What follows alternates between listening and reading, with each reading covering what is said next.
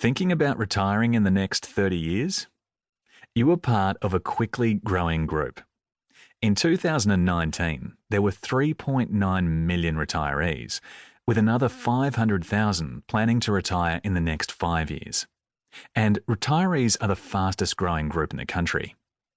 In the 20 years ending 2031, the over 65s are expected to increase by 85% to 5.7 million and the over 75s by 101% to 2.8 million people. A major factor that influences people's decision to retire is financial security, but the sad reality is that the majority of retirees rely heavily on income from the government. And women do it much harder than men. About 30% of retirees with no personal income are women. Only 7% are men. And while 36% of retired women rely on their partner's income to meet their retirement living costs, just 7% of retired men do. To make matters worse, increasing life expectancies mean growing pressure on the welfare budget, which is already strained by the massive blow caused to government budgets everywhere by the impacts of the 2008 global financial crisis, GFC, and the COVID-19 pandemic. It's a double whammy for both the employed and the retired. The pressure to restrict access to age pensions is increasing as the number of over 65s increase.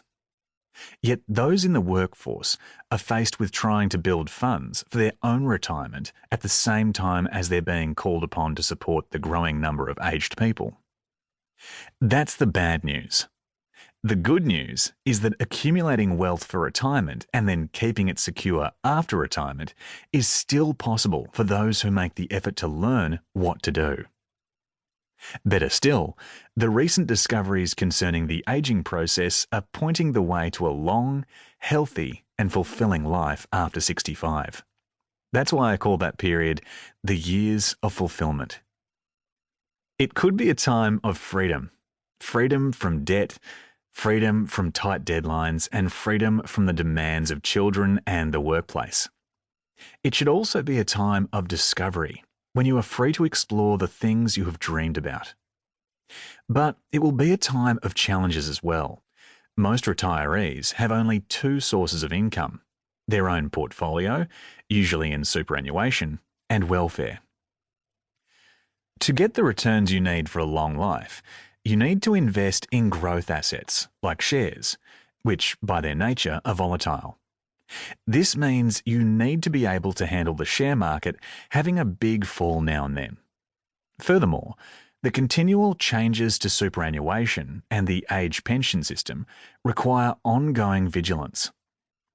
To this heady mix, add estate planning, issues that can come with aging parents, and aging yourself. I've been investing in shares for 60 years, spent 30 years as co-owner of a large financial advisory business, and am now on the board of an ASX-listed company based in Sydney, which manages funds of over 600 million for a wide range of shareholders. I am also a member of the Australian Securities and Investment Commission, ASIC, Liaison Committee, which meets regularly with ASIC senior executives to discuss matters of importance in the financial services sector. In addition, I've spent the last 20 years chasing and reporting on scams and risky investments. And on top of that, my weekly columns, which I have been writing for major newspapers for more than 30 years, attract a daily flood of emails, which gives me a good grasp of the issues facing many Australians. I'm not telling you this to big note myself, but to give you confidence in what I have to say. I also want to let you know that even a person with my range of experience finds investing difficult. That's right.